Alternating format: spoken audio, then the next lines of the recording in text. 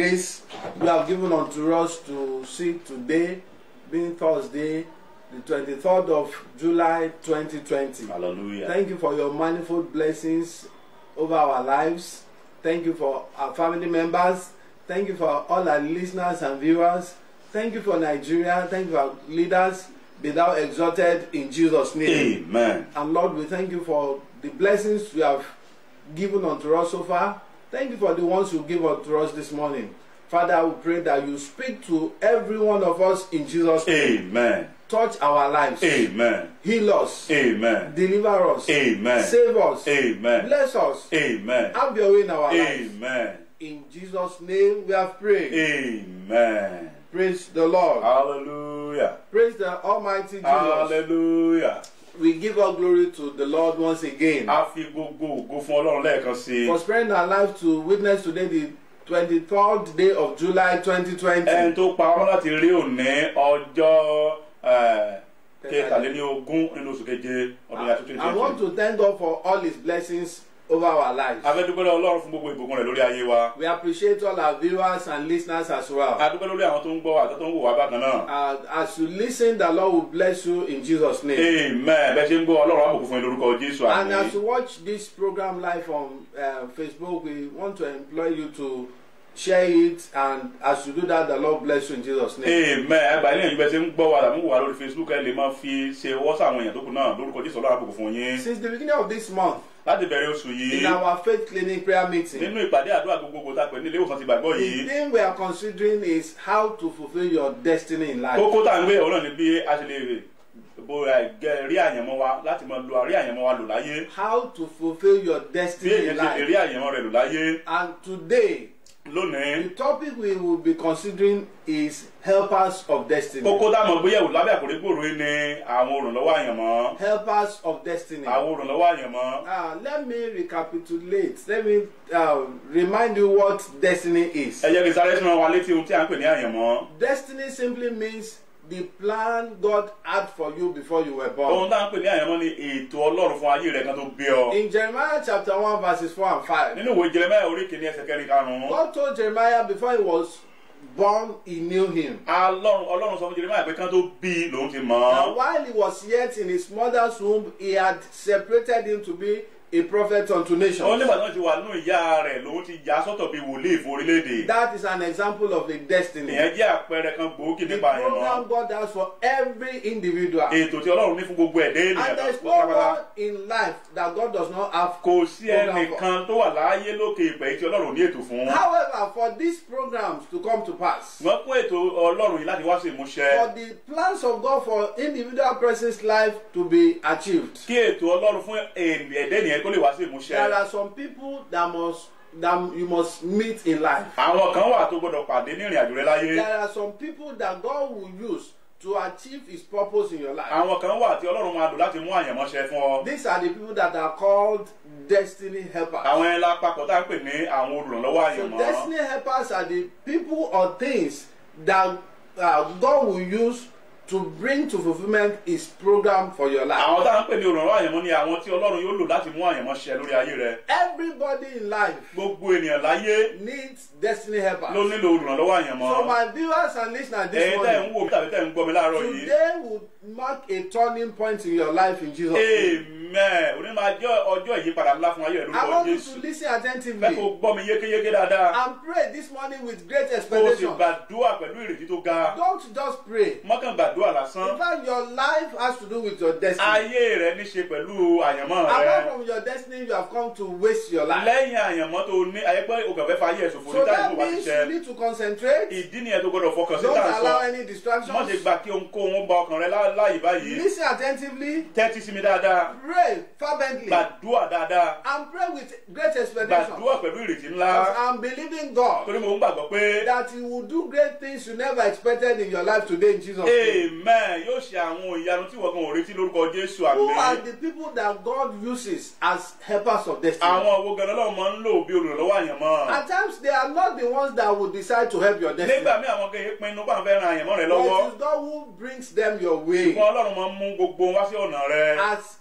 you obey his leadings. bí ìwọ ṣe ń tẹ́tí sí ìdarí So Ọlọ́run. let's see those people that God can use as helpers of ẹ destiny. jẹ́ ká wo àwọn tí Ọlọ́run lè lò bí olùrànlọ́wọ́ àyànmọ́. Usually the first set of people God uses as helpers of people's destiny are your parents. àwọn ipa kìíní tí Ọlọ́run máa ń lò bí olùrànlọ́wọ́ àyànmọ́ ni àwọn òbí. Your parents can be your helpers of destiny. òbí rẹ lè jẹ́ olùrànlọ́wọ́ àyànmọ́ rẹ. And that is why as a child you need to obey your parents. ìdí nìyẹn gẹ́gẹ́ bí ọmọ o gbọ́dọ̀ gbọ́rọ̀ sí àwọn òbí It rẹ is lẹ́nu. not in vain that the Bible says children obey your parents in the Lord. Bíbélì ò kàn sọ pé ẹ̀yin ọmọ ẹ máa tẹríba fún àwọn òbí yín, kò sọ bẹ́ẹ̀ lásán. The Bible says so that it shall be well with you. Bíbélì ní pé torí pé kó lè dára fún What ọ. does that mean? Kí nìyẹn túmọ̀ For sí? you to fulfill your destiny Kí in life. àyànmọ́ rẹ ba lè ṣẹ láyé. Listen, if you don't obey your Gbọ́ parents, tó o bá gbọ́ràn sí àwọn òbí no rẹ matter lẹ́nu. how hard you pray, Bó bá ṣe ògbó gbàdúrà you may tó. never achieve God's program for Ètò your Ọlọ́run life. ayé lè mọ́ ṣẹ. Because it is through them, your parents are one of the agents through which you can fulfill your destiny Ìdí in ni life. pé àwọn òbí rẹ jẹ́ ọ̀kan lára àwọn ọ̀nà téèyàn lè gbà mú àyànmọ́ṣẹ́ láyé. So let's see an example of parents that serve as helpers of destiny to Ẹ jẹ́ their ká children. wo àpẹẹrẹ àwọn òbí tó dàbí àwọn tó jẹ́ kí àyànmọ́ ṣẹnu ayé àwọn ọmọ We wọn. will look at the life of Abraham and Isaac. A wo àpẹẹrẹ inú ayé Abrahamu àti Isaki ọmọ rẹ̀. Isaac was a promised child, Isaki jẹ́ ọmọ ìlérí. a covenant child. Isaki jẹ́ ọmọ májẹ̀mú.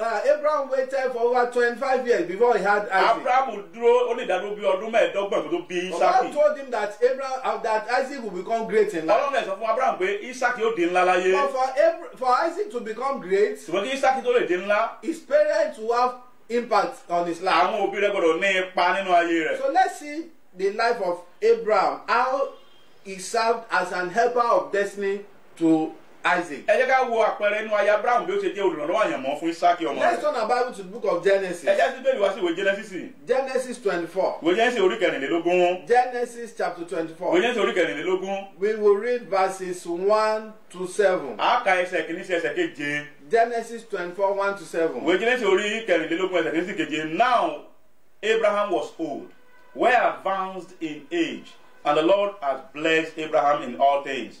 So Abraham said to the oldest servant of his house, who ruled over all that he had, please put your hand under my thigh, and I will make you swear by the Lord, the God of heaven and the God of the heart, that you will not take a wife for my son from the daughters of the Canaanites, among whom I dwell. But you shall go to my country and to my family, and take a wife for my son Isaac. And the servant said to him, perhaps the woman will not be willing to follow me to this land. Must I take your son back to the land from which you came? But Abraham said to him, beware that you do not take my son back there. The Lord God of heaven, who took me from my father's house and from the land of my family, and who spoke to me and swore to me, saying, to your descendant I give this land, he will send his angel before you, and you shall take a wife for my son from there. Praise the Lord. Hallelujah. Isaac had become a grown-up man. Isaac ti dàgbà. Sarah, his mother, was dead. Sarah, màmá rẹ̀ ti kú. But Abraham wanted the purpose of God, the destiny of Isaac fulfilled in life. Ṣùgbọ́n Abrahamu fẹ́ kí ètò Ọlọ́run ó ṣẹ fún ayé rẹ̀. And one of the things that will enhance the fulfillment of one's destiny in life is the person to whom one gets married. Ìkan lára àwọn tó lè jẹ́ kí ìlérí àti àyànmọ́ ètò ìṣẹ́nu ayé yẹn ní ẹni tí yẹn bá fẹ́. Abraham had been ordered by God to leave his father's land. Abrahamu Ọlọ́run ti bàjẹ́ pé kó fi ìdílé bàbá rẹ̀ He sílẹ̀. had left for years. Ó ti kú fún ọ̀pọ̀lọpọ̀ ọdún díẹ̀. He was living among the Ó ń Canaanites. gbé láàrin àwọn ará Kénáánì. All the Canaanites were idol worshippers. Àwọn ará Kénáánì tó ti ń gbé lọ́dọ̀ wọn yìí abọ̀rìṣà But ni it wọ́n. was time for his son to have a wife. Ṣùgbọ́n ó tó àkókò fún ọmọ rẹ̀ Isaac láti láya. And he didn't want to get a wife among the idol worshippers for Kò fẹ́ Isaac. kí ọmọ rẹ̀ Isaac ò fẹ́ lára àwọn amọ̀ abọ̀rìṣà. So he sent Eliezer, his chief servant, to his own country to get a wife for Isaac. Ó wá rán Eliasari olórí òṣìṣẹ́ ilé rẹ̀ pé kó lọ sí ìlú òun kó lọ mú ìyàwó fún And Isaac. what is that teaching us as Kí children ni of ẹ̀rẹ̀ God? ń kọ́ wa bí ọmọ Ọlọ́run? For you to fulfill your destiny in Kí life, àyànmọ́ rẹ̀ bá lè ṣẹ láyé. as a single man, as a single woman bí ọ̀dọ́kùnrin ọ̀dọ́bìnrin who is yet to marry, tó o tí ì lọ́kọ láya, you need to get married to a child of God. ó yẹ ó gbọ́dọ̀ fẹ́ ọmọ Ọlọ́run. One of the things that determines the fulfillment of your destiny in life is the person to whom you get ìkan lára married. àwọn tó máa ń mú àyànmọ́ṣẹ tó lè sọ bí àyànmọ́ ló bá ṣe ni pé ẹni tó bá If you fẹ́. get married to a wrong person, you will miss the program of God tó for your bá life. fẹ́ ẹni tí ò yẹ kó fẹ́ ó da ètò Ọlọ́run rú fún I ayé pray rẹ̀. that you will not miss the program of God for your life in Jesus' name. Amen. Mo gbàdúrà ò ní pàdánù ètò Ọlọ́run fún ayé lórúkọ So Jésù. all the youth that are watching or listening to us, ẹ̀yin ọ̀dọ́ tẹ̀ ń gbọ́ wa tàbí ẹ̀ ń wò wá. if you don't want the devil to destroy the program of God for tó your o life, bá fẹ́ kí èso ó da ètò Ọlọ́run don't just get married to anybody. mọ́kànjá fẹ́yàn kan sá. Don't get married to an unbeliever. wọ́n fẹ́ aláìgbàgbọ́. Marry a child of God. fẹ́ ọmọ Ọlọ́run. Apart from that, lẹ́yìn eléyìí a person after God has for you, ẹni tí Ọlọ́run ní létò fún ọ you need to pray. ó yẹ kó gbàdúrà mi dáadé yìí. When Abraham sent Eliezer, nígbà tí Abrahamu rán Eliasari if you read further, tó bá kà and síwájú Eliezer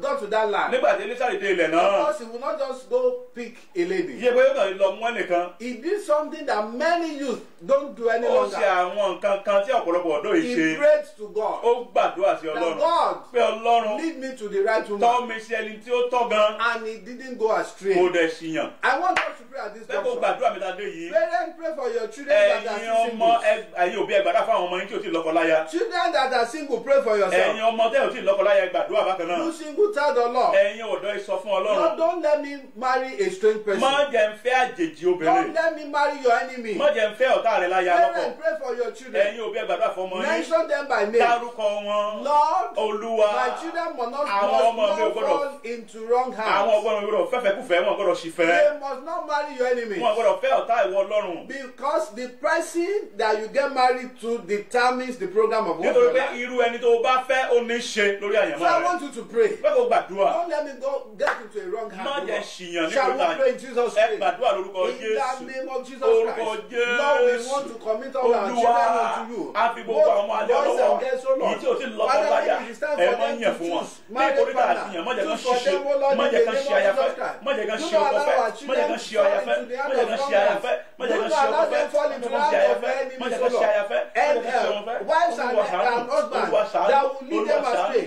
ṣàánú that will get them away Olúwa from ṣàánú your way. má jẹ́ kán Do ṣe not allow àyàfẹ́ them fall má jẹ́ into kán such ṣiṣẹ́ hands, O má jẹ́ Lord. kán ṣìyàn In má the jẹ́ kán name gbé of ìfún eléegun Jesus. má jẹ́ kán Wives and ṣíléyà husbands Olúwa that will yan destroy ọkọ your rere program fún for wọn their yan aya lives. rere fún Do wọn not allow ẹni them tó fall da into ètò the rẹ hands fún of ayé God. wọn In má the jẹ́ kán name bá of pàdé Jesus. má jẹ́ kán fẹ́ wọn In lọ́kọ láyà má Jesus' jẹ́ kán fẹ́ name ọ̀tá we àwọn have Ọlọ́run prayed. amen. Abraham knew the impact of a wife in the life of a husband. Abrahamu mọ ipa ìyàwó nínú ayé ọkọ. So he did not just take it for granted. Kò kàn fọwọ́ yẹpẹrẹ mú. He did not just choose a wife for Isaac anywhere. Kò kàn fẹ́ ìyàwó kan ṣá fún Ísákì. He committed it to God. Ó fi lé Olúwa Ọlọ́run lọ́wọ́. In verse 6, when Ní ẹsẹ̀ kẹfà. Eliezer told Abraham that in case the woman did not follow me or did not agree to follow me, Nígbà tí Eliezer sọ pé tí obìnrin ò bá tẹ̀lé mi ń tọ́. he said the Lord will lead you. Ó wá sọ pé Ọlọ́run máa tọ́. Thank God for Abraham. A dúpẹ́ lọ́lọ́run fún Abrahamu. He led his son to getting a wife after God's heart. Ó tọ́ ọmọ rẹ̀ láti fẹ́ aya rere bí ọkàn Ọlọ́run. And because of that, Fún ìdí eléyìí nítorí eléyìí. Abraham served as a destiny helper for Isaac. Ọlọ́run wá lo Abrahamu bí olùrànlọ́wọ́ àyànmọ́ fún Ísákì. If Isaac had married wrongly, Tí Ísákì bá ṣìyàn tó bá ṣe it was ìyàwó possible fẹ́. for the program of God not to have come to Ó pass in ṣeé his life. ṣe kí ètò Ọlọ́run mọ́ wá sí ìmọ̀ṣẹ́ I lórí want ayé. just to offer one more prayer point. Kẹ́kẹ́ gbàdúrà kan sí ibi tadé yìí. You singles that are already in courtship, Ẹ̀yin ọ̀dọ́ tẹ́tí lẹ́ńtẹ́ fẹ́ lọ́jú ọ̀nà. and you parents that have your children who are in courtship, Ẹ̀yin òbí náà tẹ́tí ní ọmọ tó wà lọ́nà tó ti lẹ́ran tó fẹ́ fẹ́ra wọn. pray. Ẹ gbàdúrà. Lord, if the person I'm courting is not your program for my life, Olúwa bí ẹni tí a fẹ́ fẹ́ra wa yìí bí tí ìbẹ́ ṣètò rẹ fún ayé mi. Lord, separate us Olúwa pín wa níyà. so that I will not regret. Kí n má bàa Shall kábàámọ̀. we pray in Ẹ gbàdúrà Jesus' lórúkọ Jésù. In the name of Jesus Orúkọ Christ. Lord, we pray for our Jésù. youth Agbára and gbogbo àwọn courtship, ọ̀dọ́ wa. Lord, Lord, in in the people they are courting ẹni and tí not wọ́n bá God's bẹ̀rẹ̀ tí program ìfẹ́ for ṣe their ètò life, Ọlọ́run for fún their ayé life, wọn. O Lord. Ẹ̀mí Father, mọ́ we pín wọn want you níyà. to separate them, O Ẹ̀mí Lord, mọ́ pín wọn so níyà. that they will not Ẹ̀mí regret mọ́ at pín the wọn end of níyà. their lives. Ẹ̀mí mọ́ pín wọn níyà. In Jesus' Ẹ̀mí mọ́ pín wọn níyà. name, we have prayed. Amen. Praise the Lord. Hallelujah. The topic we are treating this morning Kókó tá à ń gbéyàwó láàárọ̀ yìí. is helpers of destiny. Wọ́n la pè ní olùrànlọ́wọ́ àyànmọ́. Helpers of destiny. Olùrànlọ́wọ́ àyànmọ́. Your parents can be your helper of destiny. ara àwọn olùrànwọ́ àyànmọ́ ni àwọn òbí rẹ̀ jẹ́. There are some parents that are devilish. àwọn òbí mi wà tán jẹ́ èbú burúkú. They are agents of darkness. wọ́n jẹ́ ìránṣẹ́ Sátánì. If you are such, tó bá jẹ́ pé ìwọ olú bẹ́ẹ̀ ni you are wọ́n. the one destroying the program of God for the life jẹ́ of pé your ìwọ gan children. òbí ló ń ba ètò Ọlọ́run jẹ́ fún ayé àwọn ọmọ rẹ. Repent before it is too late for you. ronúkú àdàkù tó pẹ́ jù fún ọ. You should be a good parent to your children. òbí rere ló yẹ kó o jẹ́ fún àwọn ọmọ rẹ. You should assist them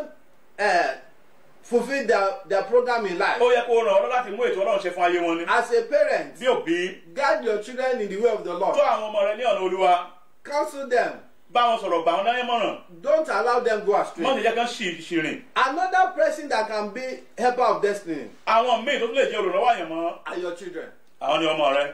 Children can serve as helpers of destiny to their parents. àwọn ọmọ lè mú àyànmọ́ ṣe fún òbí wọn. How? báwo. There are some children. àwọn ọmọ míì wà. They are the ones that God will lift up, that will now lift up the glory of their parents. àwọn ni Ọlọ́run máa gbé sókè tó fi gbé ògo ìdílé wọn àti ògo òbí wọn sókè. And that is why the Bible says children are God's heritage. ìdílé ẹ̀ tí Bíbélì sọ pé ọmọ ni ìní Olúwa. We are just nurses. àwa kàn jẹ́ ẹni tó ń tọ́jú wọn ni. We are to take care of them. olùtọ́jú la They jẹ́. belong to God. Ọlọ́run ló ní wọn. In fact, in most families, lọ́pọ̀lọpọ̀ ìdílé. it is their children God will use to bring out the glory of the family. lọ́pọ̀ ìgbà àwọn ọmọ Ọlọ́run máa ń lò láti mú ògo ìdílé yẹn bú jáde. Let's see an example in the life of Joseph and Jacob. ẹ jẹ́ ká wo àpẹẹrẹ nínú ayé Joseph àti Jacob.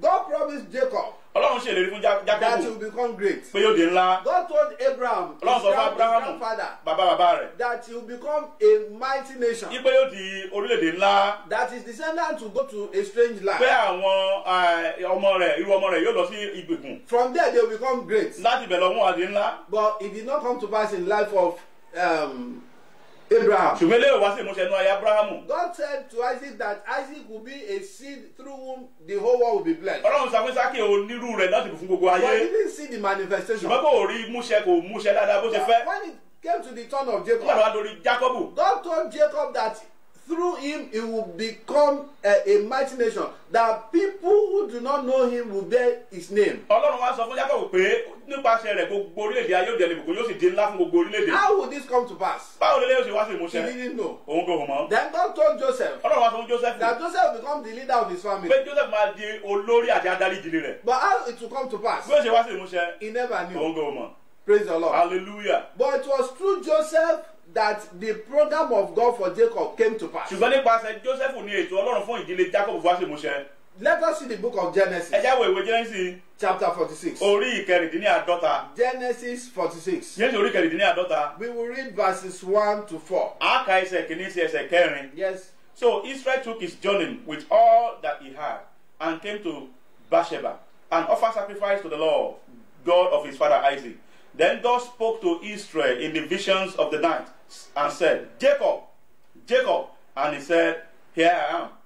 So he said, I am God, the God of your father. Do not fear to go down to Egypt, for I will make of you a great nation there. I will go down with you to Egypt, and I will also surely bring you up again. And Joseph will put his hand on your eyes. Praise the Lord. Hallelujah.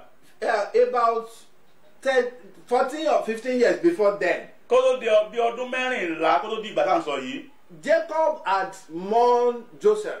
Jacob ti sunkún, ó ti dárò, ó ti ṣọ̀fọ̀ Joseph. He was told that Joseph had been killed by an animal. Torí wọ́n ti parọ́ fún pé ẹranko búburú And ti he bà cried, Joseph he jẹ́. mourned for days. Ó sì dárò, ó sunkún lórí ẹ̀. Meanwhile, God had kept Joseph somewhere. Bàbá Ọlọ́run lè pa Joseph mọ́ síbi kan. He was nurturing him Ọlọ́run lè ń tọ́jú ẹ̀. so that the glory of Jacob will come to manifestation. Kí ògo Jacob lè wá sí ìmúṣẹ. 15 years after then, Bí ọdún mẹ́ẹ̀ẹ́dógún sígbà yẹn. when Jacob was very old, Nígbà tí Jacob ti dàgbà.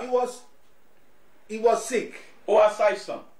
A news was brought to him. Wọ́n mú ìròyìn wá fún. Somebody will receive good news today in Jesus' name. Amen. A fi ìròyìn wẹ́wẹ́ nìkan ní lónìí lórúkọ What was Jésù. that news? Kí ni ìròyìn The yẹn? news was that the child, Joseph, for whom he had cried and wept, Ó lọ́nà pé Joseph tóun ti sunkún tóun ti dárò rẹ̀ pé ó sì wà láàyè. he was alive. Ó wà láàyè. Not only that, Kì í ṣe yẹn nìkan. he had become the vice president of a Ó country. di igbákejì orílẹ̀-èdè kan. No, Jacob did not believe Jacob it. ní rọ́ mi òwe But when ọ̀gbàgbọ́. he saw the goodies that were sent to Ṣùgbọ́n him, pàtó orí nǹkan tí Joseph fi the ránṣẹ́. Bible says Bíbélì wí his pé spirit was revived ẹ̀mí in rẹ̀ him. sọ jí nínú I rẹ̀. want you to Fẹ́ kó pray, gbàdúrà. Lord, Olúwa a good news that will fún be mi ní awakening reawaken my ìròyìn ayọ̀ spirit. tí ó sọ méjì lọ́tún. A good news ìròyìn ayọ̀ that will reawaken my tí ó spirit. tún ẹ̀mí mi sọjí. A good news ìròyìn ayọ̀ that will reawaken my health. tí ó sọ ìlera mi jí. A good news ìròyìn ayọ̀ that will cause revival in my tí ó life. fa ìsọjí sínú ayé mi. Send it to me before the end rán of sí mi today. kí òní tó kọjá. Before the end of kí today. òjò òní tó Send lọ. a great good news to rán me. ìròyìn ayọ̀ ńlá Shall sí mi. we pray ẹ pé Jesus' Jésù ẹ name? gbàdúrà. In the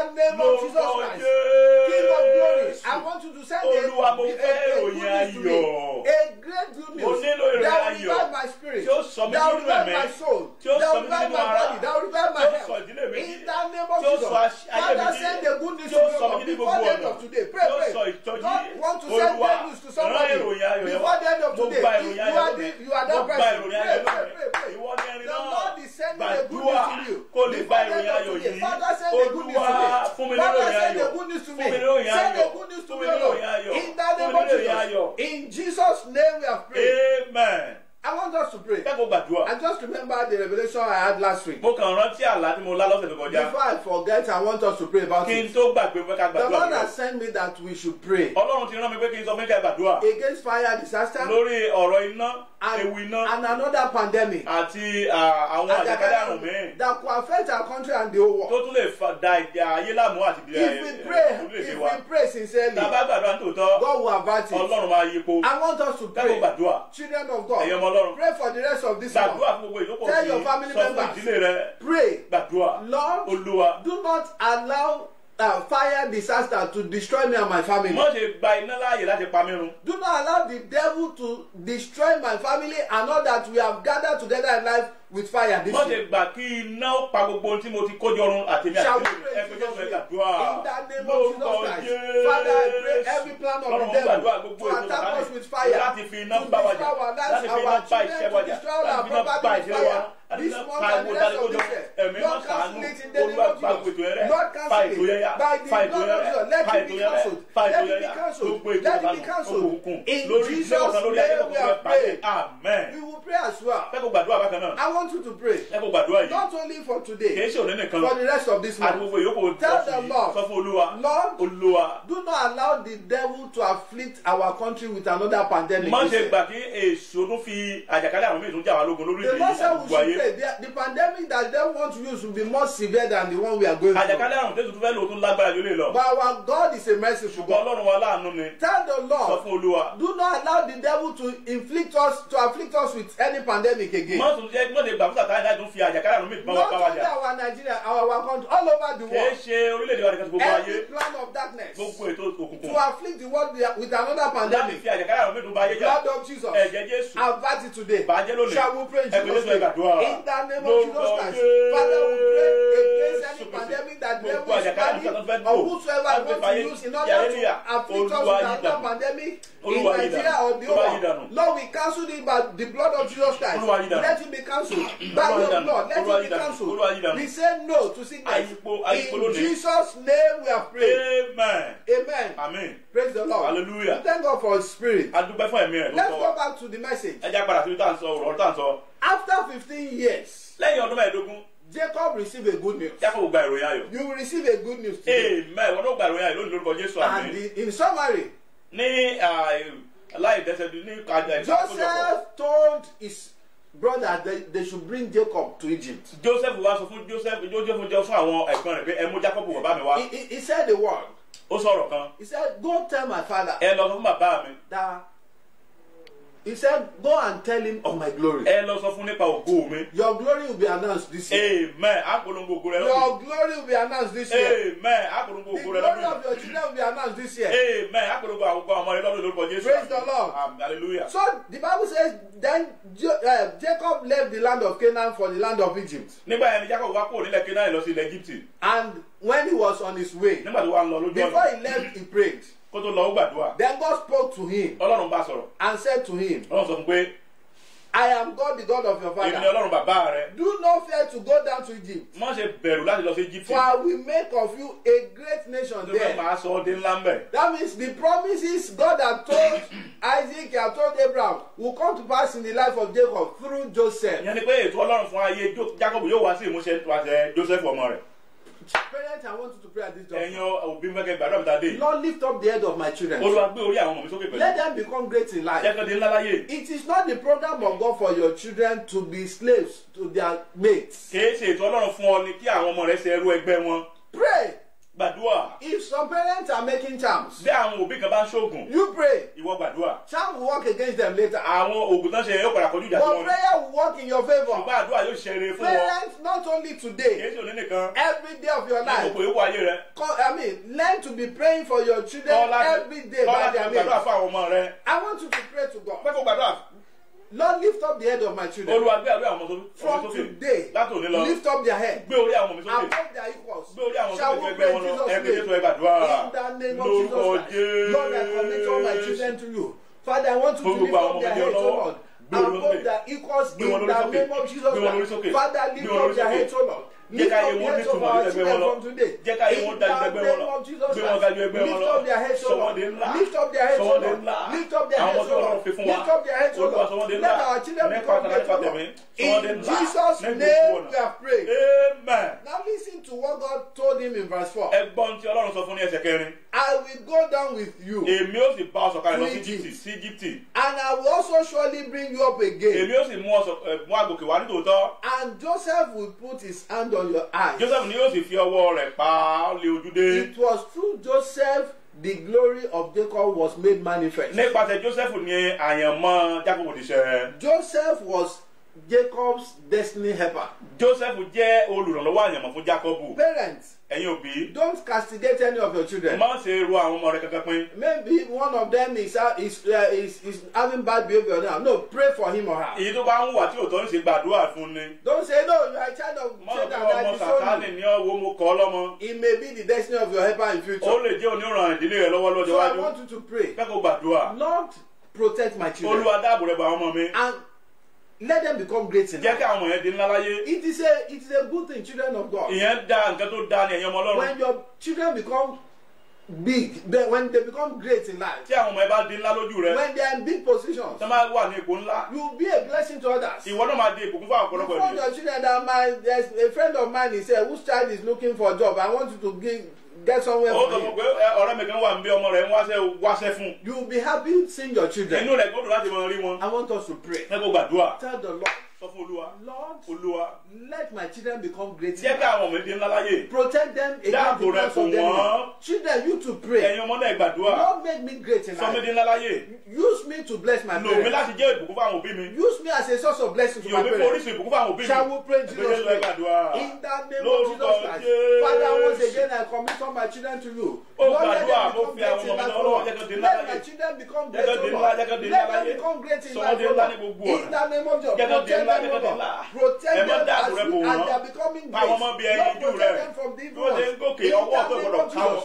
Ọwọ́ In kò gbọ́dọ̀ ràn Jesus' án. name, very intelligent. ọgbọ́n rẹ̀ wà ó gbọ́n púpọ̀. Listen, and death was not from the hand of gbọ́ God. eléyìí kì í ṣe ọwọ́ Ọlọ́run ló ti The wá. enemy did that. àwọn bíbélì ní ọ̀tá ló ṣe The eléyìí. enemies will not waste the glory of your family. amen. Sátánì àwọn ọ̀tá àtẹni bí wọn nípa yẹn I mọ́ pray that the ìdílé Lord rẹ̀. will console the family of that lady. amen. parapẹ Ọlọ́run wá tu ìdílé wọn nínú. Let us pray. fẹ́ kó gbàdúrà. Children of God. ẹ̀yin ọmọ Parents, Ọlọ́run. pray for your ẹ̀yin children. ọbí ẹgbàdá fún àwọn Don't ọmọ. allow the enemies waste the glory of my má ṣe children. gbà kí ọ̀tá ó fẹ́ àyànmọ́ àwọn mi ṣòfò. Children, pray for ẹ̀yin yourself. ọmọ ìgbàdúrà fún Holy Spirit, ẹ̀mí mímọ́. don't allow the enemy waste my má ṣe gbà kí destiny. àwọn ọ̀tá ó fi àyànmọ́ mi ṣòfò. Anybody that wants to waste my gbogbo ẹni bá ló fẹ́ destiny, fẹ́ àyànmọ́ mi ṣòfò. let them be wasted. Olúwa fi wọ́n ṣòfò. Shall we pray in Ẹ pé Jesus' Jésù name? gbàdúrà. In the name of Lórúkọ Jesus Christ. Jésù. Father, I commit all my children to you. A fi gbogbo Don't allow the enemies waste their àwọn destiny, ọmọ mi lé O ọ Lord. lọ́wọ́. Don't allow the A enemies gbogbo waste their àwọn ìdílé mi lé ọ destiny. lọ́wọ́. Anyone Má that wants ṣe to waste gbà the destiny of kí our ọ̀tá children, fi àyànmọ́ wa let ṣòfò. them be wasted. Má ṣe gbà Let them be kí ọ̀tá wasted. àyànmọ́ mi ṣòfò. Let them be Má ṣe wasted. gbà Let them be kí ọ̀tá ògo wasted. ìṣòfò. Let them be wasted. Olúwa Let them be gbogbo wasted. àwọn agbaniwọ́n Lord, àyànmọ́ ṣòfò. protect the glory Olúwa of fi our wọ́n children, ṣòfò. O Lord. Dáàbò rẹ̀ Cover bò the àwọn glory of our children with your blood. Dáàbò rẹ̀ In bò the àyànmọ́ name ọmọ wa. of Jesus Christ. Dáàbò rẹ̀ bò àyànmọ́ ọmọ wa. In Jesus' Bẹ́ẹ̀ ni kò name Olúwa. we have prayed. Amen.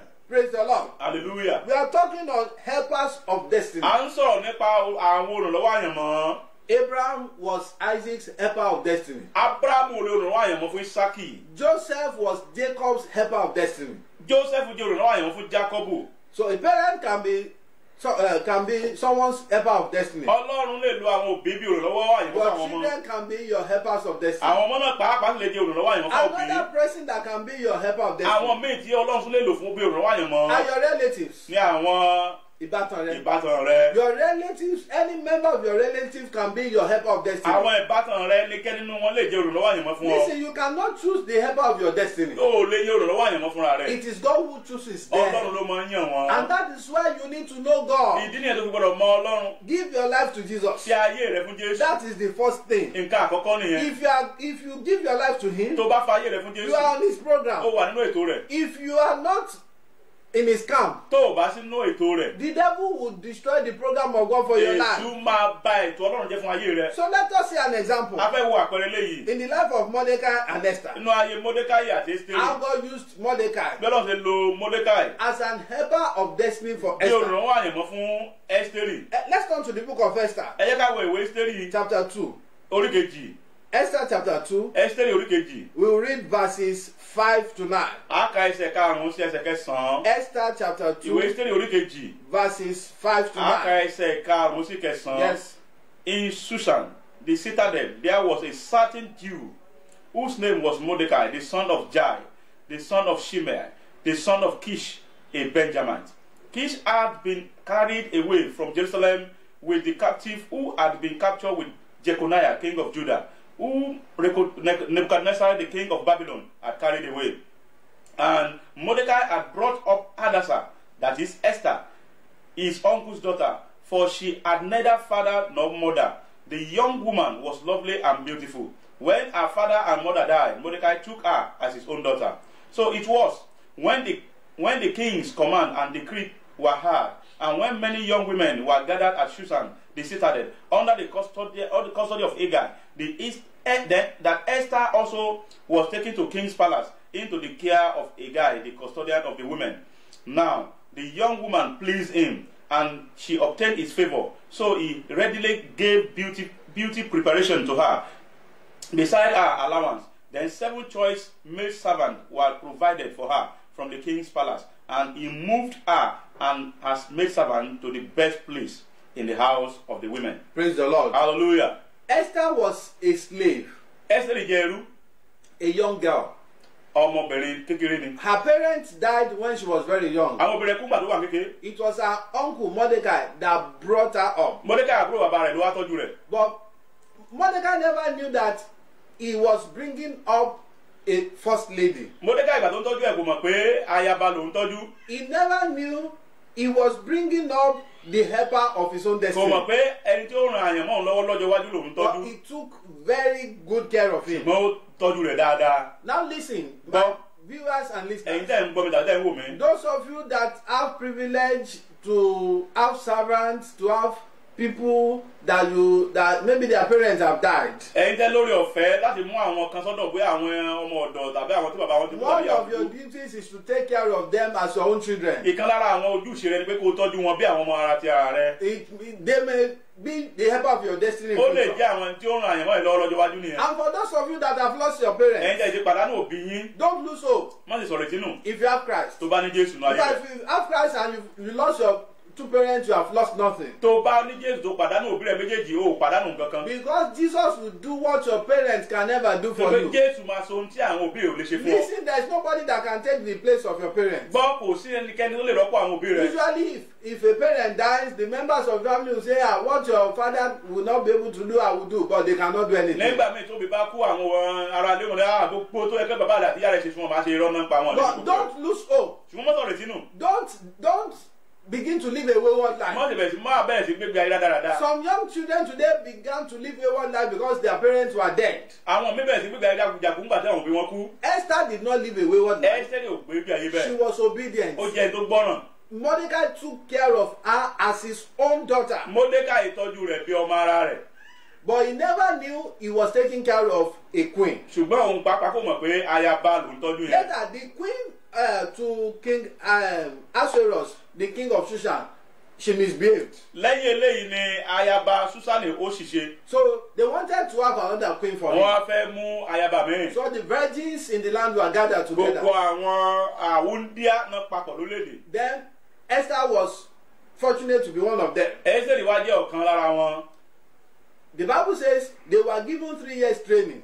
Bẹ́ẹ̀ ni wọ́n tọ́jú wọn fún ọdún mẹ́ta. But she obtained favor from the person that was taking care of them. Ṣùgbọ́n ó rí ojú rere níwájú Hegai ẹni tó ń tọ́jú wọn. I want you to pray at this Fẹ́ kó junction. gbàdúrà mi dáadé yìí. Lord, in all the days of my life, Olúwa ní gbogbo ìyókù ayé mi. wherever I go from Ní gbogbo today, ní máa lọ látòní lọ. let me be favored Jẹ́ ń bọ́jú rẹ pàdé. by everyone. Pẹ̀lú gbogbo olójú A ogun mi. day of favor, Ọjọ́ ojú rere. a day of Ọjọ́ favor. kan tẹ̀yẹ̀ lójú rere gbà. We give you more than 10 years of labor. A wá ṣe tí ọ̀pọ̀ iṣẹ́ àṣekárí ọdún mẹ́wàá ò lè ṣe. Lord, let me be favored Olúwa jẹ́ lójú rere by rẹ̀. great people, Pẹ̀lú àwọn èèyàn ńlá. by servants. Pẹ̀lú ìránṣẹ́. Let slaves begin to favor Jẹ́ kí me. àwọn ìránṣẹ́ bẹ̀rẹ̀ sí ṣàánú mi. Let old people begin to Jẹ́ favor lójú me. rere lójú àwọn àdàlọ́ Let gbàgbà. the youth begin to Jẹ́ kí àwọn favor ọ̀dọ́ me. bẹ̀rẹ̀ sí máa ṣe Let ojú young rere children mi. begin Jẹ́ to mọ́ lójú favor rere me. lójú gbogbo ènìyàn. Shall we pray Ẹ Jesus' fojú sọ name? ìgbàdúrà. In the name of Jesus Lórúkọ Christ. Jésù. Lord, I pray for favor wherever I go all the days of my life from today. Olúwa mo Let gbàdúrà both fún the great ojú rere. and the young begin to favor me. Ojú rere lójú In gbogbo the ènìyàn. name of Jẹ́ Jesus gbogbo ẹgbẹ́ Christ. ìsinmi aṣọ ojú Let rere. kings Jẹ́ mọ́ begin to láti favor gbàdúrà me.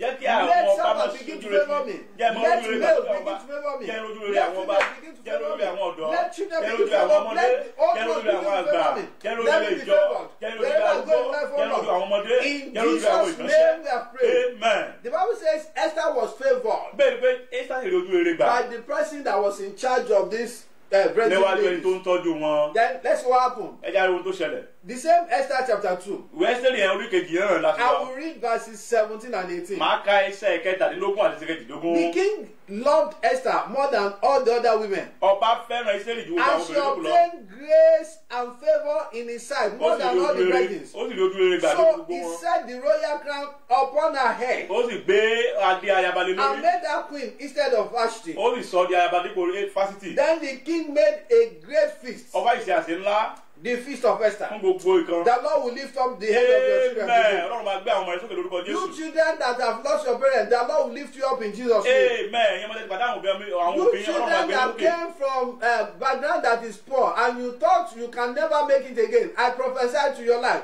The Lord will lift up your head in Jesus' name. Amen. Ìyẹn mọ́tẹ́ wàá dà lé òdìlé tí ò tó àwọn àtàkàtà ti dé lórúkọ Jésù. Ọlọ́run máa gbé lókè lórúkọ Jésù. The Àmín. feast of Esther for all his officials and servants, and he proclaimed a holiday in the provinces and gave gifts according to the generosity of a king. In summary, Ní ìkọ̀kọ̀ ní kúkúrú, Esther became the first lady in another land, Ẹ́sítérì di obìnrin àkọ́kọ́ ayaba ní ìlú àjèjì. an orphan. Ẹni tí ò ní bàbá tí ò ní ìyá. Apart from that, she was a slave. Lẹ́yìn eléyìí ẹrú tún ni. I don't know what you are going Mi through. ò mọ tó ń là kọjá. I don't know your Mi background. ò mọ ìpìlẹ̀ rẹ̀. I don't know your Mi ò qualifications. mọ bí n tó ní lọ́wọ́ ìwé tó kà. Maybe you have nobody. Bóyá ò tẹ̀ lẹ́nì kankan. You did not even attend any O ò school. lọ sùkúù kankan rárá. Your parents are poor. Àwọn òbí rẹ̀ olùwọ̀n àtàpátá ti dé But fún you wọn lọ́wọ́. yourself, or you yourself is poor. Ṣùgbọ́n ẹ̀wọ̀n náà kan ò lówó lọ́wọ́.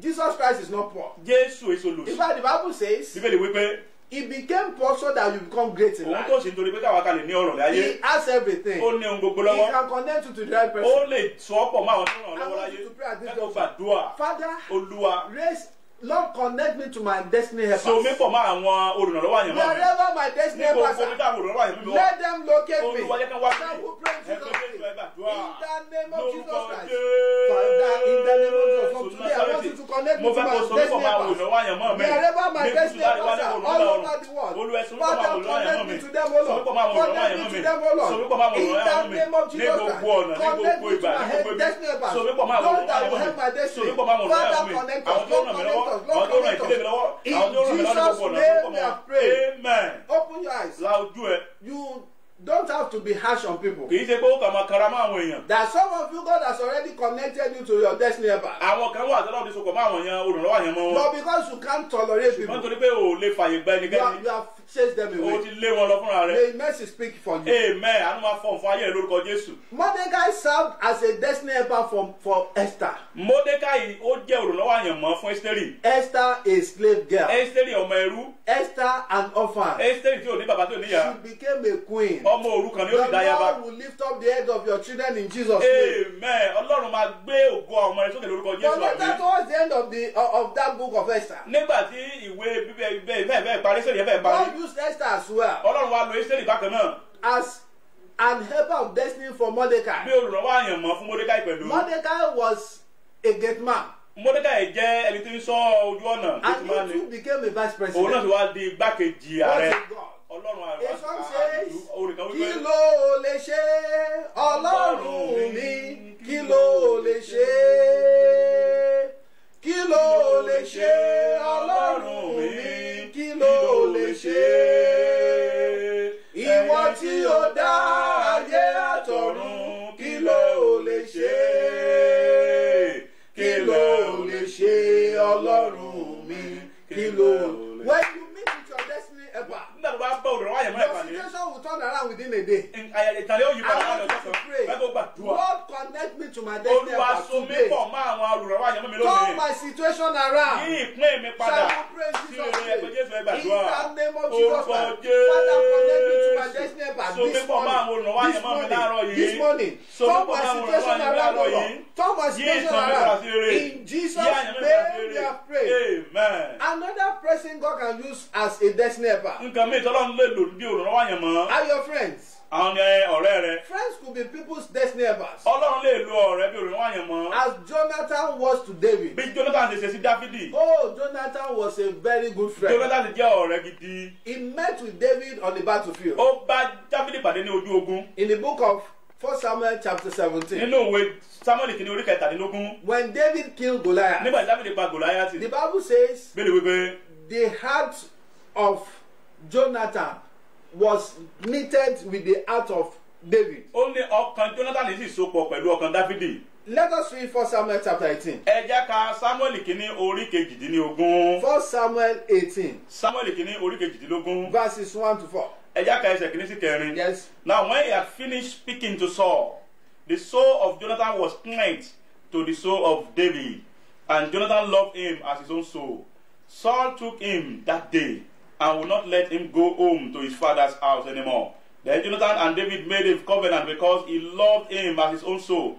And Jonathan took off the robe that was on him and gave it to David with his armor, even to his sword and his bow and his belt. Praise the Lord. Hallelujah. This is an example of a good friend, Eléyìí jẹ́ àpẹẹrẹ ọ̀rẹ́ rere. a godly friend. Ọ̀rẹ́ ni bí ọkọ Such Ọlọ́run. are the friends you should keep as a Irú child of àwọn God. ọ̀rẹ́ tó yẹ kẹ́ ẹ̀ mọ mú rè nílé. If you want to fulfill your destiny in Ọmọ ẹ̀mọ́ life, àyànmọ́ rẹ̀ ṣe láyé. don't make friends with people that do not add value to your Má life. bá àwọn tí ò ní ipa kankan kó nú ayé rẹ̀ Don't ṣọ̀rẹ́. make friends with people that will lead you astray from God. Má bá àwọn tí ó kó ọ lòdì sí Ọlọ́run sí ẹ̀tọ́ òdì sí Any Ọlọ́run ni. friend that is leading you to sinning, do away from Gbogbo ọ̀rẹ́ tó bá church. ti mú ọta kó Ọlọ́run yàgò fún wọn.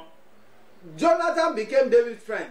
Jonathan di ọ̀rẹ́ Dáfídì. If you read chapter 20 and other subsequent verses, chapters, Tẹ́ bá ka àwọn orí ogún síwájú àsíwájú ṣe. Jonathan made a covenant with David. Jonathan wá bá Dáfídì dá He májẹ̀mú. got to a place, he told David, Ó débi kan sọ fún Dáfídì. said, I know you become king, Mo mọ̀ pé ìwọ ló jọba. and I will become your vice. Màá sì di igbákejì rẹ̀. A prince Ọmọọba ní sọ̀rọ̀ yẹn. whose father was ruling, Ẹni tí bàbá rẹ̀ ń bẹ lórí who oyè. was supposed to be fighting against Ẹni David. tó yẹ kó mọ gbàdú kó mọ ṣe lòdì sí Dáfídì. Because God has chosen him as a destiny helper for David. Ṣùgbọ́n torí pé Ọlọ́run ti yàn bí olùrànlọ́wọ́ àyàn fún Dáfídì. In fact, Saul would have killed David, Sọ́ọ̀lù ò bá pa Dáfídì. but for Jonathan. Bí ò bá ṣe Dáfídì ọpẹ́lọpẹ́ Jonathan. Let us pray. Fẹ́ kó gbàdúrà mi Lord, lábẹ́. choose good friends for me. Olúwa yan àwọn ọ̀rẹ́ rere fún mi. Helpers of destiny. Àwọn ọ̀rẹ́ rere tí ó ràn àyàn mọ́ mi lọ́wọ́. Friends that will be helpers of my destiny. Àwọn ọ̀rẹ́ tí ó yan I àyàn mọ́ mi lọ́wọ́. don't want to have friends that will destroy my Mi ò fẹ́ destiny. ní ọ̀rẹ́ tí ó pa àyàn mọ́nu fún Let mi. us put it this way. Ẹ já gbàgbé eléyìí. Lord, if there's any of my friends Olúwa bá rí kankan nínú àwọn ọ̀rẹ́ mi that will destroy my tó destiny, máa pa àyàn mọ́ mi run. separate us. Olúwa yà wá. And I want you to choose friends for me that will be helpers of Mo my fẹ́ kó destiny. yan àwọn ọmọ rere àwọn ọ̀rẹ́ gidi fún mi. Shall we pray Ẹ kò Jesus' ṣe name? ìgbẹ́ gbàdúrà. In the name of Lórúkọ Jesus Christ. Jésù. Lord, is there any of my friends, Olúwa jẹ́ wá rí any ọ̀rẹ́ of mi. the friend of my wife or my Èyí tó lè children pa àyàn that mọ́ mi will run. destroy their Èyí tó ń destiny? bá rìn lọ́wọ́lọ́wọ́ Father, yìí. separate Tábà rí them, àwọn ọ̀rẹ́ separate them, nínú àwọn ọ̀rẹ́ mi separate us, tó lè separate pa us, àyàn mọ́ mi. separate us, Èyí tó ń separate bá rìn tàbí táwọn ọ̀rẹ́ bá separate rìn. us. Tàbí In tí àyà the tàbí name àwọn of bá rìn. Jesus. Olúwa fún Father, I ọ̀rẹ́ want you to fún choose for me friends that will help out my destiny. mo fẹ́ Choose kó for yẹ fún me. mi Choose for àwọn my ọ̀rẹ́ wife. rere fẹ́ Choose kó yẹ for fún my mi children. àwọn ọ̀rẹ́ tó yàn ràn mí lọ́wọ́ Friends fẹ́ that kó will yẹ help rere us of àwọn their destiny. olùrànwọ́ àyànmọ́ ńlá Father, olùyẹn choose fún mi them, Lord. olùyẹn Lord, fún mi choose them, olùyẹn Lord. fún mi Choose olùyẹn fún friends mi that will olùyẹn help us fún mi of their yàn fún mi destiny, yàn àwọn Lord. ọ̀rẹ́ rere In fún the mi name of yàn àwọn ọ̀rẹ́ tó yàn ràn mí In lọ́wọ́ Jesus' àwọn tó fi name lẹ́yìn we lórí have fún mi prayed. amen Amen. amen.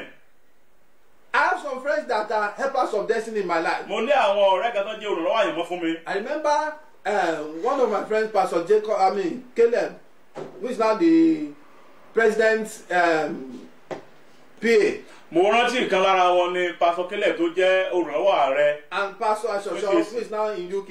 àti ìkan tádùn pé Pastor God Ashosho wà has ní used UK them as lọ́wọ́lọ́wọ́ ẹ̀. helpers of destiny for me. Ọlọ́run ti lò wọ́n bí olùrànlọ́wọ́ àyànmọ́ mi fún It mi. was through them I gained admission for my first degree and second degree. nípasẹ̀ wọn mo ti ní oore ọ̀fẹ́ láti kàwé síwájú àti síwájú sí i. I never knew them before, but God connected us. mi ò mọ̀ wọ́n rí ṣùgbọ́n Ọlọ́run so wá pọ̀ mọ́ You need friends like that. o nílò àwọn ọ̀rẹ́ bẹ́ẹ̀. It has really helped my ministry. ó ti ran ìránṣẹ́ mi lọ́wọ́. You need friends that will help your life. o nílò àwọn ọ̀rẹ́ tí ó ran ayé rẹ lọ́wọ́. And if you pray to tó God, bá dẹ̀ gbàdúrà He will lead them to you. wọ́n gba pàdé. Praise the Lord. hallelujah. Another people God can use as helpers of destiny àwọn míì tí Ọlọ́run tó lè lò bí olùrànlọ́wọ́ àyànmọ́ rẹ. are your servants, àwọn ni ìránṣẹ́. house helps. àwọn bí ẹrú rẹ. Do you know that your house help, Amodo, àwọn bí ọmọ ọ̀dọ̀. can be your helper of destiny? ǹjẹ́ o mọ̀ pé àwọn ọmọ ọ̀dọ̀ rẹ jẹ́ olùrànlọ́wọ́ rẹ. Example is found in the Bible a rí àpẹẹrẹ wọn ní Bíbélì. of Naaman bí àpẹẹrẹ bí Námánì. in the book of 2 Kings chapter 5. inú ìwé àwọn ọba kejì orí karùn-ún. We will not be able to read because of our a time, nílé kan torí àkókò wa ń lọ but rẹ́rẹ́. write it down. o lè kọ ọ́ lẹ̀. 2 Kings chapter 5, ọba kejì orí karùn-ún. verses 1 to 5. ẹsẹ̀ kìíní sí karùn-ún. Naaman was a captain of the Assyrian Námánì army. jẹ́ olórí ogun ní Syria. But the Bible says he was a leper. ṣùgbọ́n bẹ́ẹ̀ ni pé adẹ́tẹ̀ ni. But it was his maid ṣùgbọ́n ọmọ ọ̀dọ̀ rẹ̀ that told his wife ló sọ fún ìyàwó rẹ̀. that there's a prophet in our land wòlíì kan bẹ nílùú wa o. that can cure the sickness ó of lè David. wọ ẹ̀tẹ̀ inú.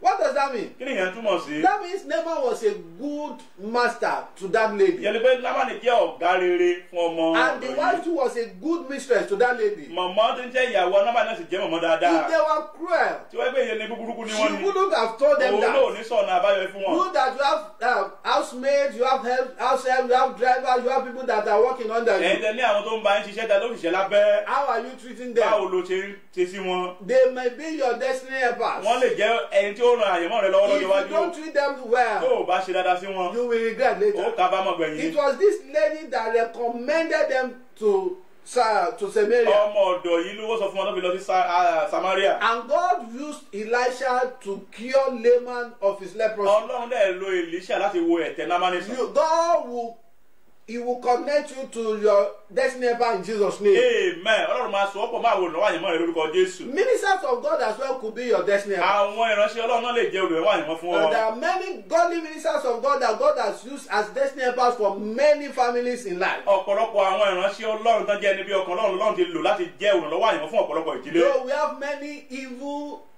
ministers today, many agents of darkness that call themselves ministers of God. bákan náà la ní àwọn ìránṣẹ́ èṣù tán pera wọn ní ìránṣẹ́ Ọlọ́run Yet, fún gbogbo by àgbáyé. the grace of God, we still have many godly ministers. ṣùgbọ́n nígbà ìrànlọ́wọ́ Ọlọ́run a ní ọ̀pọ̀lọpọ̀ àwọn èèyàn tán jẹ́ ìránṣẹ́ Ọlọ́run tó Let's see an tọ́. example in the life of Elisha. ẹ jẹ́ ká wo àpẹẹrẹ inú ìgbé ayé In Èlíṣà. the book of 2 Kings chapter 4. nínú ìwé ọba kejì orí karùn-ún. 2 Kings chapter 4. ọba kejì orí From kẹrin. verse 8 to 17. ẹsẹ̀ kẹjọ sí ẹsẹ̀ kẹtàdínlógún. God used Elisha Ọlọ́run lo Èlíṣà as a destiny helper for the Shunammite woman. bí olùrànlọ́wọ́ àyànmọ́ fún obìnrin Shunammite The yẹn. Shunammite woman was very rich. obìnrin ará Ṣúnémù jẹ́ ẹni tó lówó. Not only that, she was influential, Ọlọ́run lò ọlọ́rọ̀ ni ó dẹ̀ mọ̀yàn but she had no child. ṣùgbọ́n kò bímọ. But she took care of Elisha. ó dẹ̀ tọ́jú Èlíṣà ìránṣẹ́ Now, Ọlọ́run. some of you, because you have problem, you don't want to take care of others. ẹ̀yin míì nítorí pé wà nínú ìṣòro kan ẹ fẹ́ tọ́jú àwọn In ẹlòmíràn. your own problem, learn to take care of others who are nínú problem. àwọn ìpèníjà ìṣòro rẹ tọ́jú àwọn tó wà láyìíká When rẹ. this man was taking care of Elisha, nígbà tí obìnrin yìí tọ́jú Èlíṣà she ìránṣẹ́ Ọlọ́run never knew she was taking care of the destiny helper of her life. kò mọ̀ pé òun ran ẹni tí ó ran àyànmọ́ òun lọ́wọ́ láyé And nìyẹn that is lọ́wọ́. how life is. bí ayé dẹ̀ ti rí nìyẹn. Life is about give and take. ayé dàbí ká fúnni ká sì gbà. Some of you just know about give. I mean, you only want to take and take and take. You àwọn don't kan want to give. mú wá ni àwọn ìfifúnni. This woman took care of Elisha. obìnrin tọ́jú Èlíṣà Even wòlíì. had a room for him. ó kọ́ ilé fún pàápàá. And God used Elisha to bless him later. Ọlọ́run dẹ̀ wá lo Èlíṣà náà fóun náà Through pẹ̀lú. Elisha, he got a child in life. nípasẹ̀ Èlíṣà òun náà bímọ láyé. And when she eventually lost the child, nígbà tó ọmọ yẹn tún kú. God used Elisha to bring the child back to Ọlọ́run life. tó lo Èlíṣà láti gbàdúrà fún ọmọ yẹn láti padà wá Many sáyé. of you who have godly ministers, ẹ̀yin tí ẹ̀yin tó ní ìránṣẹ́ Ọlọ́run tó jẹ́ ẹni bí ọkàn Ọlọ́run. learn to take care of kọ́ them. láti tọ́jú wọn. Let your pastor eat of your work every jẹ́ month. kí àwọn ìránṣẹ́ Ọlọ́run jẹ inú iṣẹ́ rẹ lóṣù. Don't just be saying God bless daddy, God bless mommy. mọ́tàmọ́ ní kí Olúwa kó tọ́jú mọ́mí Ọlọ́run kó bùkún mọ́mí àti It dáàdì. is when you give to them, when you make yourself a blessing, God will now use them to bless you too. nígbà tí wọn náà bá tó wá bùkún fún wọn Ọlọ́run wá lò àwọn náà láti jẹ́ orísun ìbùkún fún wọn náà. Another person that could be a destiny helper. àwọn ọmọ tó lè jẹ́ olùrànlọ́wọ́ àyànmọ́ fún yàn. Are strangers. àwọn ni àlejò. People you never know. àwọn tó tiẹ̀ bá pàdé rí. People you just come across once àwọn in your tó life. pàdé lẹ́ǹkan lásán. Example is found in the book of Exodus. àpẹẹrẹ la nínú ìwé Sódù. Between Joseph and Pharaoh's cupbearer. láàrin Jósẹ́fù àti agbọ́tí Fáráò. In the book of Exodus chapter 40, Joseph met with Pharaoh's two chiefs. Fáráò bá àwọn Joseph bá àwọn òṣìṣẹ́ Fáráò pàdé nínú túbú. And he interpreted dreams to them. ó lè túmọ̀ àlá fún wọn. And the cupbearer told him that, Joseph told the cupbearer to remember him after his release. Joseph wá sọ fún agbọ́tí pé rántí mi nígbà tó bá ń dára fún ọ. But he did not remember Ìwọ́n kò him rántí ẹ̀. because it was not yet time for God. nítorí pé kò ní tó àkókò fún Ọlọ́run. For 2 years lẹ́yìn ọdún méjì gbáko. after he forgot lẹ́yìn ìgbà tó Joseph, ti gbàgbé Jósẹ́fù. King Pharaoh had 2 dreams. ọba Fáráò wá lálàá méjì. No one could interpret the kò sẹ́ni dream. tó lè túmọ̀ àlá yìí. In the book of Exodus chapter 41, nínú ìwé Sódù orí kọkànlélógójì. from verse 9, láti ẹsẹ̀ kẹsàn-án. that man said, today ìyẹn wá sọ pé lónìí. I remember my iniquity. mo rántí àṣìṣe mi. He now told Pharaoh about Joseph. ó wá sọ fún Fáráò nípa Jósẹ́fù. Genesis orí kọkànlélógójì náà sọ nípa It ẹ̀. was then Joseph was brought out of prison. nígbà yẹn la wá mú Jósẹ́fù kúrò nínú túbú. And that day, lọ́jọ́ yẹn he became a vice ó president. wá di igbákejì ààrẹ. What can God not do in kí your ló Ọlọ́run life? ò lè ṣe inú ayé rẹ Don't pẹ̀lú. do so. má ṣe sọ̀rọ̀ ìtinú. Give yourself to God. fi ayé rẹ fún Ọlọ́run. He is the owner of your life. òun ló ní ayé rẹ. You are a pencil in his hand. ó jẹ́ pẹ́ńsù níwá He lọ́wọ́ rẹ̀. wants to use you for his ó purpose. fẹ́ lò ọ́ fún ìdè ètò orin ìrètí ayé Joseph rẹ̀. was brought out of prison a mú Jósẹ́fù jáde kúrò ní túbú. and he became a vice ó dẹ̀ wá di president. igbákejì ààrẹ. I want you to pray. fẹ́ kó gbàdúrà. Tell the sọ Lord, fún Olúwa. Lord, today, Olúwa lónìí. connect me to my helpers so of mi pọ̀ mọ́ destiny. àwọn olùrànwọ́ àyànmọ́ mi. Lord, connect me to so mi pọ̀ my helpers mọ́ of àwọn destiny. olùrànwọ́ àyànmọ́ mi. Let me fulfill my jẹ́ destiny. kí n mú àyànmọ́ ṣẹ Shall láyé. we pray in ẹ kò Jesus' Jésù name? ẹ gbàdúrà. In the name of Jesus lórúkọ Christ. Father, I want you to connect me Jésù. to my helpers fẹ́ of kó so destiny. mi pọ̀ mọ́ àwọn olùrànwọ́ In àyànmọ́ mi the láyé. name of Jesus so mi Christ. pọ̀ mọ́ àwọn olùrànwọ́ Connect àyànmọ́ me mi to láyé. people that will help so my mi pọ̀ mọ́ àwọn destiny. olùrànwọ́ àyànmọ́ So mi that my láyé. destiny will come so mi to pọ̀ mọ́ pass àwọn in olùrànwọ́ the àyànmọ́ name of láyé. Jesus Christ. Olúwa so mi pọ̀ mọ́. Connect me to so my mi pọ̀ mọ́ helpers àwọn of olùrànwọ́ àyànmọ́ mi láyé. destiny. In so mi the pọ̀ mọ́ name àwọn of olùrànwọ́ àyànmọ́ mi Jesus. láyé. In so mi pọ̀ so mi Jesus' pọ̀ mọ́. name we have prayed. Amen. And finally, ní ìparí láàárọ̀ yìí. God can also use your enemy as an helper of destiny. Ọlọ́run lè lo àlejò ọ̀tá rẹ. ó lè lo ọ̀tá rẹ bí olùrànwọ́ àyànmọ́. God can use your enemy Ọlọ́run lè lo ọ̀tá rẹ as your helper of destiny. bí olùrànwọ́ àyànmọ́ rẹ. Somebody say, is that possible? ẹnìkan ní sọ ó ṣeé ṣe bí. Yes. bẹ́ẹ̀ ni. I want us to read that. fẹ́ ká ka eléyìí. In the book of Exodus, nínú Ẹ́kísódù chapter 2. orí kejì. Exodus chapter 2. Ẹ́kísódù orí kejì. From verse 5. láti ẹsẹ̀ karùn-ún síwájú. Let's see how God used the enemy of Moses to be his destiny helper. bí Ọlọ́run ṣe lo ọ̀tá Mósè bí olùrànwọ́ àyànmọ́ rẹ̀. I want to read from verse 5. fẹ́ ká láti ẹsẹ̀ karùn-ún. Then the daughter of Pharaoh came down to bathe at the river, and her maidens walked along the riverside. And when she saw the ark among the reeds, she sent out her maid to get it. And when she opened it, she saw the child, and behold, the baby wept. So she had compassion on him, and said, this is one of the Hebrews' children. Then his sister said to Pharaoh's daughter, shall I go and call a nurse for you from the Hebrew women, that she may nurse the child for you? And Pharaoh's daughter said to her, go. So the maiden went and called the child's mother. Then Pharaoh's daughter said to her, take this child away and nurse him for me, and I will give you your wages. So the woman took the child and nursed him, and the child grew, and she brought him to Pharaoh's daughter, and he became her son. So she called his name Moses, saying, because I drew him out of the water. Praise the Lord. Hallelujah. Pharaoh was the one who made a decree that all the male children born by the Jews should be killed. Fáráò ló pàṣẹ pé gbogbo ọmọ ọkùnrin tí àwọn Hébérù bá ti bí kan máa pa wọ́n. But it was his daughter that brought Moses from the riverside ṣùgbọ́n ọmọ rẹ̀ ló wá rí Mósè he to Pharaoh's palace. ó dẹ̀ mú wá sí ààfin ọba. Moses grew in Pharaoh's palace. Mósè dàgbà ní ààfin Fáráò. He ate Pharaoh's food. ó jẹ oúnjẹ Fáráò. He was sent to school by Pharaoh. Fáráò ló tán léwe. He was clothed by Pharaoh. ó ra aṣọ The fún. Lord will use your enemy for you. Amen. Ọlọ́run máa lo ọ̀tá rẹ̀ The fún. Lord will use your enemy as your helper of destiny. Amen. Ọlọ́run máa lo àwọn ọ̀tá ẹ̀ fún ọbẹ̀ olùrànwọ́ There's àyànmọ́ rẹ̀. nothing our God cannot kò do. sí tí Olúwa Ọlọ́run wa yóò God lè is ṣe. beyond you. ó kọjá ohun rẹ̀ I ìwé want you ènìyàn. to pray. fẹ́ kó Our gbàdúrà. time is gone. àkókò wa ti ń sá Tell lọ. the Lord, 2 more prayer sọ points. fún Ọlọ́run àdúrà Lord, from today, Olúwa látòní lọ. let my destiny helpers locate me. jẹ́ kí àwọn olùrànwọ́ àyànmọ́ mi rí. Wherever they are in ní this gbogbo bí wọ́n bá world, wà láyé.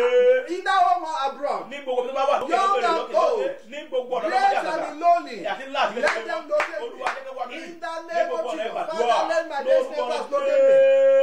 name of Jesus, wherever they are on earth, O Lord, go to them and your great and glory. Let them locate me. Let them locate me. Let my helpers of destiny locate me. In the name of Jesus, let them locate me. Let them locate me. Let them locate me. In Jesus' name we have prayed. Amen. And finally, Lẹ́yìn ìparí láàárọ̀ yìí. if God will use people as your destiny helper, Bí Ọlọ́run bá lo àwọn èèyàn bí olùrànwọ́ àyẹ̀mọ́ fún you ọ. need to walk in obedience to God. Òun náà kò gbọ́dọ̀ gbọ́dọ̀ sí Ọlọ́run lẹ́nu. You obey God in all things. Gbọ́rọ̀ sí Ọlọ́run lẹ́nu gbogbo If ọ̀nà. you fail to obey God, Tó bá kọ̀ láti your gbọ́rọ̀, prayer will not be answered. àdúrà rẹ̀ ò lè mọ́ gbà o. And you live a holy life as Ó lè well. mọ́ gbà ó lè gbégbé ìwà mọ́ pẹ̀lú bàbá kan náà. Sọ fún Olúwa. Be grace to live a holy Ó life lè fẹ́ láti gbégbé ìwà and mímọ́. to obey you in all Àdáti things, gbọ́rọ̀ sí ọ lẹ́nu ní so gbogbo that ọ̀nà. I will fulfill my Kí destiny. lè bá mú àyẹ̀mọ́ mi ṣe Give me láyé. that grace, O Olúwa Lord. fífún mi láàárọ̀ Shall yìí. we pray in Ẹ̀kọ́ Jesus' Jésù name? ẹgbàdúrà. In the name of Lórúkọ Jesus. Give me Jésù. grace láti to gbégbé ìlú wọ̀. follow. Fún lórí ọ̀gá láti gbégbé ìlú Abundant wọ̀. grace Fún lórí to ọ̀gá láti gbégbé ìlú wọ̀. follow. Fún lórí ọ̀gá láti Give gbégbé me ìgbọràn. grace to Fún lórí ọ̀gá láti gbégbé ìwà mímọ́. follow. Fún lórí Your ọ̀gá láti gbégbé grace is ìgbọràn. enough Fún lórí ọ̀gá láti for gbégbé ìgbà me. mímọ́. In Fún lórí ọ̀gá láti gbégbé Jesus' ìgbọràn. name we have prayed. Amen. Father, we want to appreciate you. We thank you for your word that you have sent forth. Thank you for this prayer program. Receive praise in the name of Jesus. Amen. We pray, Holy Spirit, that as men are listening to this message and as we still listening, we pray you send unto them helpers of their destinies in the mighty name of Jesus. Amen. We pray that as this message has gone out, Holy Spirit, back with your wonders. Let people record many testimonies in the mighty name of Jesus. Amen. And we want to speak against every spirit of a destiny destroyer. Let them be consumed by fire in the name of Jesus. Amen. Thank you, our able Redeemer. Thank you, Lord. For in Jesus' anointed name we have prayed. Amen. Praise ye the Lord. Hallelujah. I want to thank God this morning for yet another grace that we received to come before Him to pray together. We pray that your prayer will be answered speedily in Jesus' name. Amen. By the grace of God, this is Christ Apostolic Church Grace of Zona headquarters. This is just assembly. By the grace of God, next Thursday, it will be another time with the Lord. Let us meet here 9 to 10 a.m. is the time. That is Faith Clinic. And it's promised to be another powerful moment in the presence of our Almighty Jehovah. And likewise, every Sunday, we meet 9 to 10. We start the message by 12. We start streaming live by 9:20 a.m. to 10 a.m. every Sunday morning. And likewise, every Monday is our Bible study time, the time we dig deep in the Word of God. Join us by the hour of 6 to 7 p.m. every Monday evening, and your life will be transformed for the best in the name of Jesus. Thank you. Don't forget to pray against fire disaster for the rest of this month, and pray against any pandemic that the devil might want to use against us. The Lord will protect us in Jesus' name. Amen. And Lord, we want to thank you for your mercy and protection. We pray for all our viewers, pray for all our listeners, pray for all the citizens of Nigeria, pray for all our leaders, that the Lord will protect you, He will guide you. Lord, every plan of the enemies to cause fire disaster in Nigeria, in any home, in any organization that will make Nigeria mourn, Father, cancel it by the blood of Jesus in Jesus' name. Amen. We pray against any disaster, any pandemic that devil might be planning against Nigeria or the world at large. Lord, frustrate their efforts in Jesus' name. Amen. Let helpers of our destinies locate us. Amen. At the end, let us make heaven. Amen. As you go out, the Lord will go with you. Amen. In Jesus' name we have prayed. Amen. Thank you. We love you. God bless you. Bye-bye. Amen.